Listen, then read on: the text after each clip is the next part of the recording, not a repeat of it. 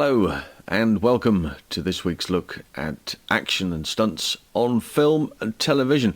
And we're looking this week at a documentary that was screened not too long ago called Hollywood Bulldogs, the rise and falls of the great British stuntman. And it's very important, it's a very poignant look at the way in which stunt performers make a huge difference to every production.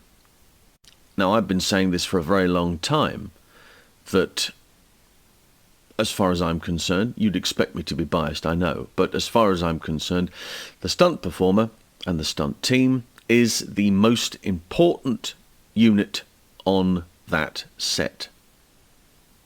People from hair and makeup will go, I think you're wrong. Lighting, no, it's us. But, yeah, okay. Everybody needs hair and makeup doing, okay? Everybody needs the right lighting. But that's the actors, predominantly, in that scene. When there are action sequences or there are stunts to be performed which the actors do not need to do, then the stunt performers come in and they keep that ball rolling, because at some point, and again I know I'm going over old ground, but at some point the actor will continue to do the stunts himself, herself, and will get themselves into a situation where they injure themselves and production grinds to a halt. So, the stunt professional, hugely important. And this is a documentary this is a film. It's about 2.5 hours long, 2 hours and a bit. And if you haven't seen it, it's on ITVX. That's predominantly... Is that UK and Ireland? Maybe I just want to verify where that is. I've had a lot of inquiries of late, since we promoted the episode for last week, because it was coming out last week, that people in Europe and the rest of the world weren't so sure where they were going to get it from. BritBox might be the other alternative if you're just wanting to watch it. It was originally to be a cinema screening and then to have a DVD release. Now, I know this because at a relatively early stage of the production, I was contacted by Hank Stars, who's the producer of this particular documentary, and asked to take part in some shape or form. They'd recognised that I'd got an archive and got some knowledge in connection with each of the individuals concerned. Wanted to know, can we get a brief background on each of those? And if you have any photographs or footage that you could put together for each of the performers, that would be hugely beneficial. And so that's how that, I think it was 2019, maybe, something like that. And I managed to get as much information as I possibly could. I wrote a whole bunch of I wrote sleeve notes, in point of fact, for the DVD. Not entirely certain if that ever got to that stage, because then BritBox bought the whole idea, and it was shown on there and has been on there ever since. But if there is ever a DVD release, with a bit of luck, the words that I put together for the notes will be there. But that was my involvement. And the idea that it would be done by somebody like Jon Spira and Hank Stars made a lot of sense to me, because these guys were responsible for the wonderful documentary about Elstree in 1976, and the record of working in that environment leading up to Star Wars, which of course came out in 77. I enjoyed that enormously, and I thought, well, these guys really have their finger on the pulse here. They can certainly make a change and do some good as far as telling the real story is concerned. Their style of filmmaking, their style of documentary filmmaking was something that appealed to me enormously. And then you look at the subjects in our documentary. You look at the subjects, and these are those individuals that make a huge difference to the business. it's 2023. If you look at the quantity, the amount of stunt performers that are on the British Register today, it's huge. There are, bear in mind that when these boys started originally, and I'm referring to Ray Austin. In fact, it was before Ray, because Ray wasn't even on the original, not to my knowledge, wasn't on the first register. So he'd worked between the 50s and the 70s. And by the time that 73 came around, he was establishing himself as not only a writer, but a director in the States. So a great deal had changed. So he was absolutely a massive pioneer.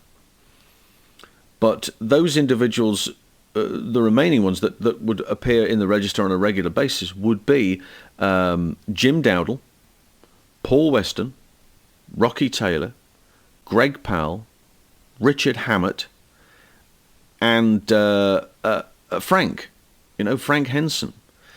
These guys were hugely, hugely important to the situation as far as action was concerned. And the story that they tell is very, very, very, very important indeed. Now, you couple that with Vic, who then sits on top of that, ideally because of the nature of the way in which his involvement came way back as well, because of his father was a racehorse trainer, his father was a farrier, in point of fact, but through a great deal of national hunt racing and him riding himself.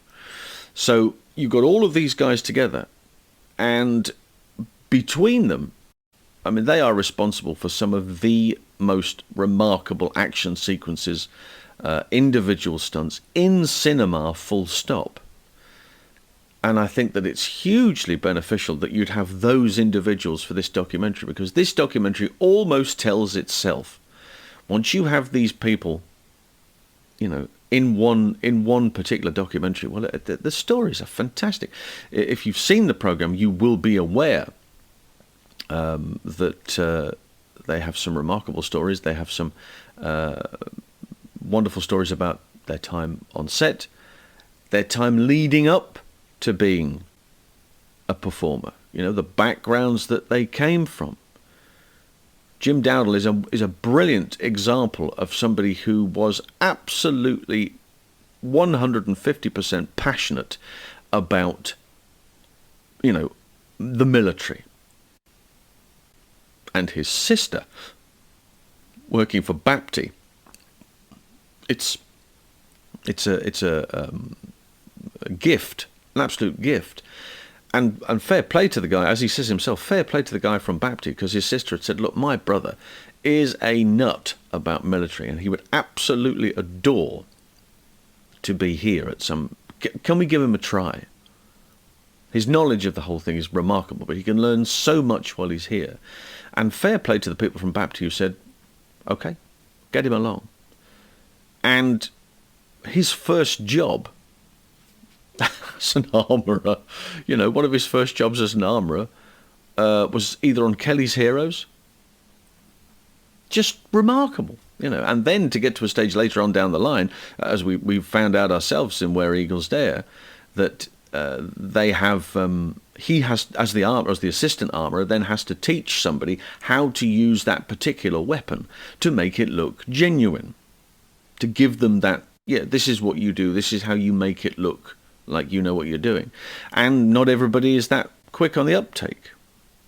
And so the director said, well, you look more or less young enough to be a German soldier. You put the uniform on and you do it. And all of a sudden he started getting work. And then he started getting extra bits and pieces. And then before too long, the stunt guys, this is interesting, Because prior to that, he'd left and gone to the circus. It is one of those stories. So each of them having such a remarkable input into the business as we know it today. And they are, they've got family members who are in the business, or they know people who are in the business. But there's a great many individuals there who, those names, the Powell names, the Armstrong names, the Henson names, they will go on and go on and go on.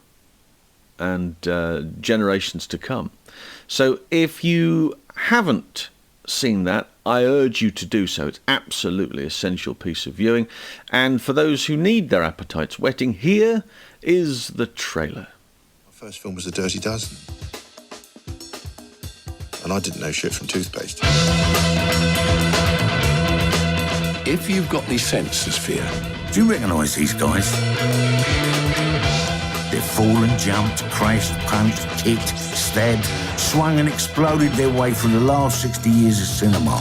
It wasn't a stunt business like it is now. Taxi drivers, bouncers, barmen. I was working in a factory in North London. They might look like any bunch of old geezers, but they're pretty special. I could put my back against a friend and punch my way out of a room. They wanted someone to drive the Z-Type quite quickly. Didn't mind getting bashed up or running around because that's what they was doing anyway.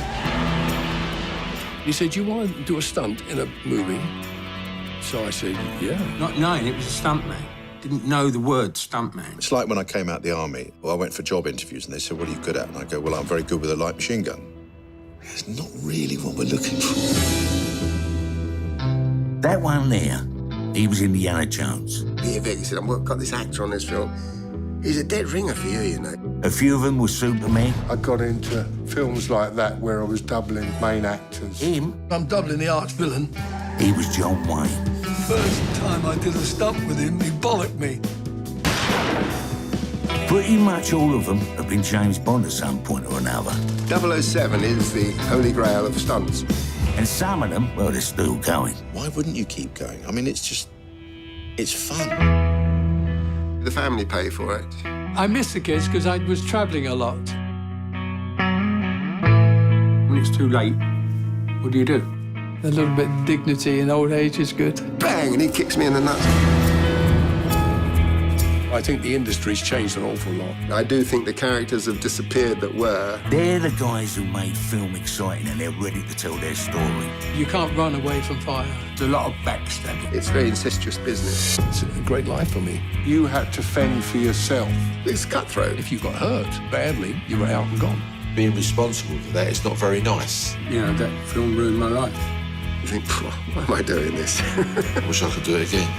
I wouldn't change any of it. I'd take some of my money, though. Hollywood Bulldogs. The rise and falls of the great British stuntman. It's terrific, and it has the dulcet tones of Ray Winstone as the narrator of this particular documentary.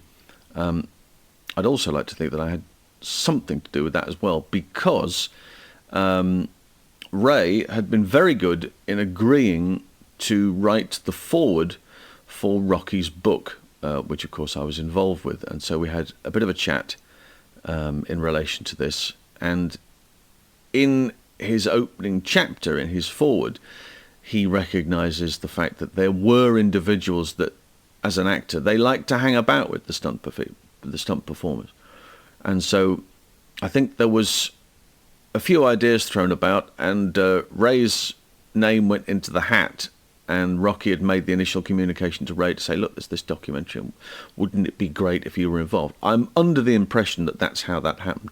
But it kind of works, you know?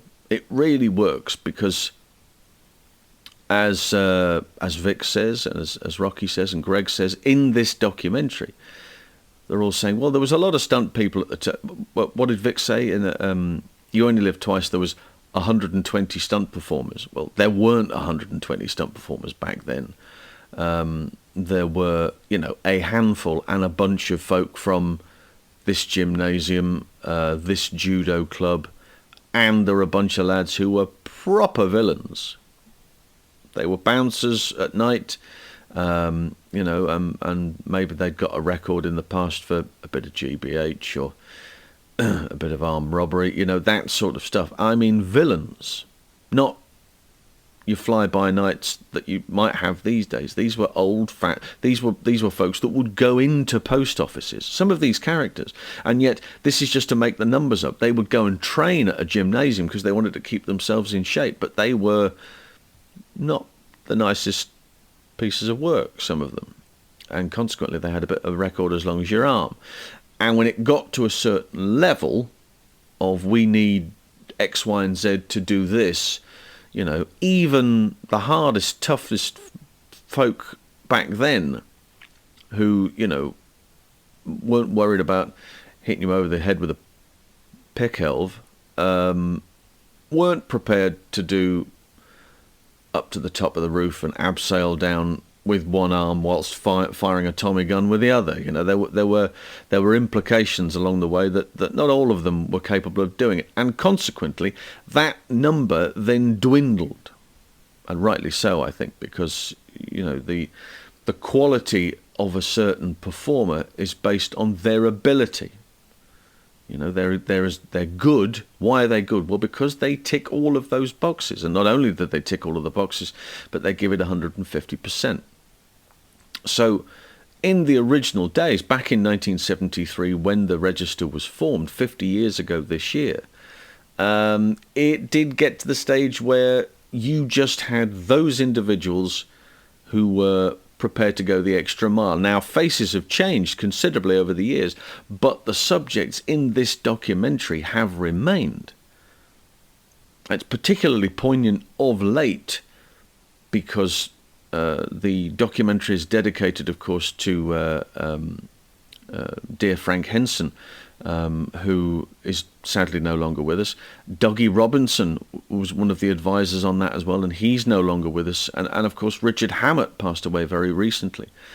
So those faces were there at the beginning, and they've remained there right the way through that journey. So it's a very, very exciting subject. I'm thrilled with the whole thing, because there needed to be something that would celebrate the life of British stunt performers. And you look at Ray Austin, because he's the one that's outside of that box. You look at his career, and he was Cary Grant's double, almost by accident.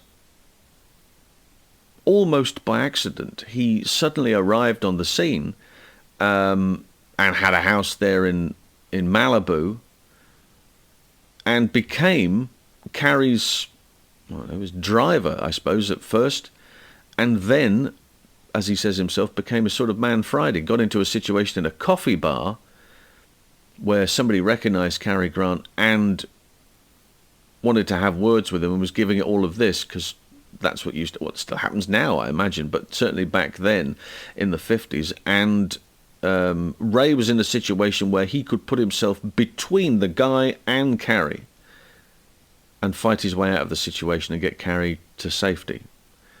And on the strength of that, his sheer grit and determination, that gave him a little extra something, and then Cary was very, very pleased to have him around and would go everywhere with him. So it wasn't just a case of him being his driver, but then he started doubling for him. There's sequences in this documentary about North by Northwest. All that stuff that's on the cliffs at the end there.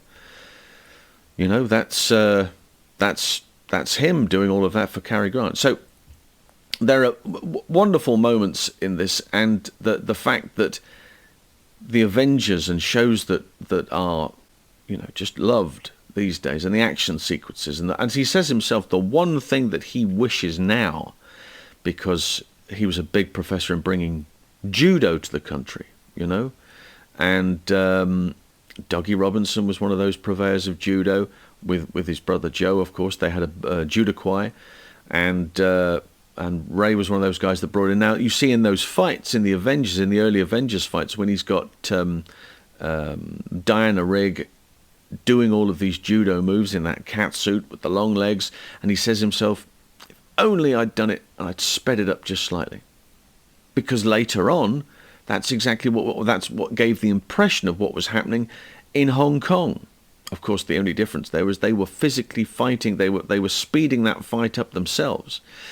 And so the idea initially was to do the fight at a faster rate, but he hadn't thought about it at the time. It's only afterwards he thinks about it and says, well, wouldn't it be great if we'd done that?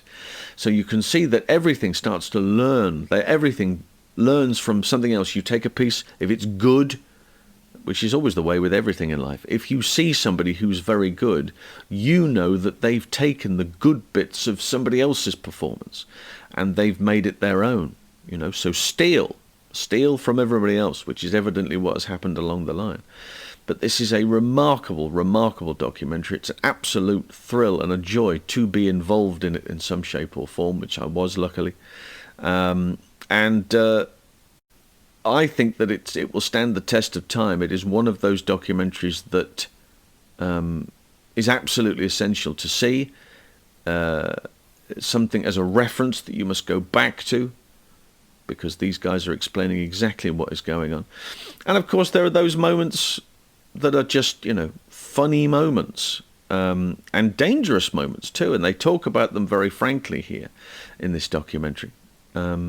So, it's an exciting time. Let's just take a look at a couple of these bits and pieces if you haven't seen it, to whet your appetite, and then I'll talk about maybe how we can get hold of copies of this a little later on. Here it comes. Ray Austin, he gave me my first break on The Avengers. When I went down, I was down playing a thug.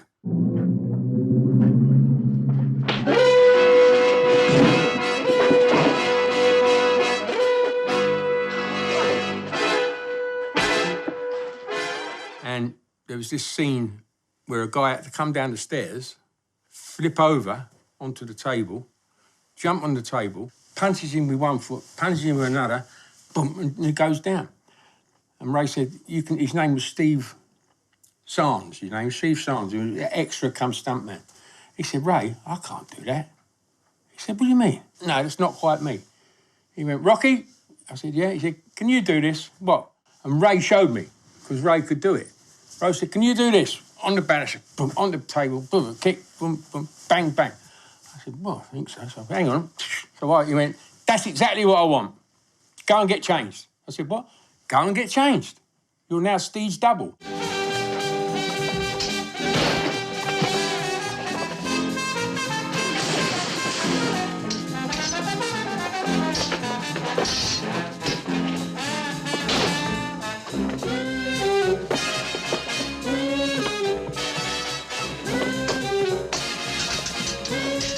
I'm now Steve of the Avengers double. From nowhere. I now got 5 years' work on the Avengers. That was my big breakthrough. Ray Austin, bless him. You had your modern health and safety professional come onto the set as we were in the 1960s. He would have been ambulanced off the set with a heart attack. It wasn't a stunt business then, it wasn't like it is now, you know what I mean? They used to get any Tom, Dick and Harry used to do stuff like that. You could be sitting in the dressing room as an extra and an assistant director come up, or the stunt coordinator would say, who wants to fall downstairs? And you say, I do, how much? People would think, there's an extra 50 quid or an extra 20 quid here. I'll have a go at swinging off that building on a bell rope and hope that I get away with it. My mother, bless her, who's 92, 3 now, coming up, she did a film called Room to Let, where my father, he had to put her in a wheelchair and push her down the stairs. She got £100 for each time she went down. She got £300 in 1950. A lot of them did dangerous things that they didn't know how dangerous it was till they actually got involved in it, and then, whoa! They used to do it. There was no knee pads, shin pads, whatever pads. They just, get a newspaper and put on your elbows, and that was it. My first back pad was a piece of foam back carpet, which I cut out to the shape of my back, put a bit of string through it, tied it up. Luxury, going down concrete stairs. A lot of the guys, they was either doormen or part-time villains, done a bit of crowd work, you know what I mean? So they didn't mind getting bashed up or running around, because that's what they was doing anyway in real life. So they become stuntmen legally. Indiana Jones and Temple of Doom. Yeah, I'm on there because I'm doubling the arch villain. Frank is wonderful, wonderful sense of humour. And I had him doubling Mola Ram on Indiana Jones and the Temple of Doom. I fought with him on that hanging stair at the bridge. When the bridge is broken, we're now hanging on it. Up the top one is Vic and I, obviously. But on the 30-foot ones is Harrison and I. I've always got on well with Harrison. I've worked on about 4 or 5 films with him. I've been out to dinner with him, a lovely man. And Harrison said, I don't want to fight with him, the actor. He said he may not know where to miss and all that. So I'll have Frank up there. Vic said to me, you'll get £1,000 for shaving your hair. I said, Vic, you can do it all day long. every week. And the bridge had broken, we're now hanging on it, and I'm fighting him, and this guy's falling past us down into the crocodiles below. And I'm hanging on the ladder at the bottom, nearly gone, and Frank had to fall off the top, one of the rungs. He's trying to escape, one of the rungs break, and he falls, goes past me, and then grabs a rung below me, and we carry on fighting.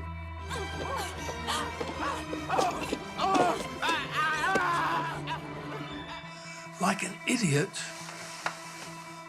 I put a small harness on here, and I hooked on there instead of having it up here.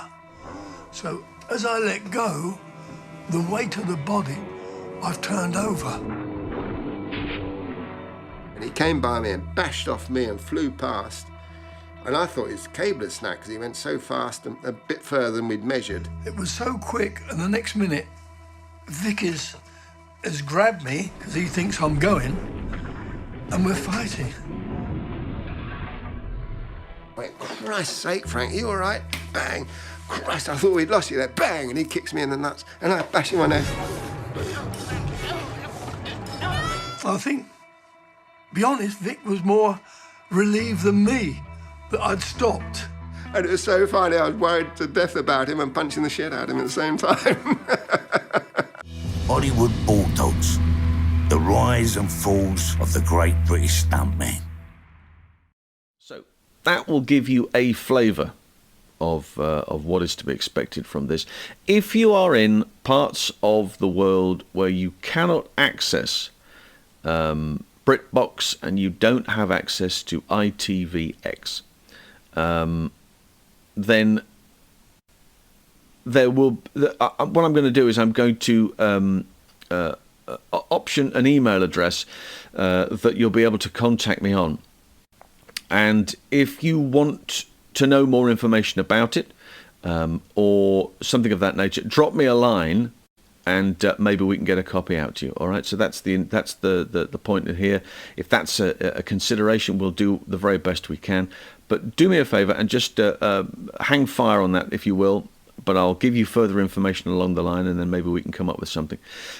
So that'll do for now. Just a brief one here, just to fill the gap, But that's important to take a note of this documentary. So please, if you haven't seen it, go and see it. And we'll be back next week with more of the same. And until then, it's bye for now.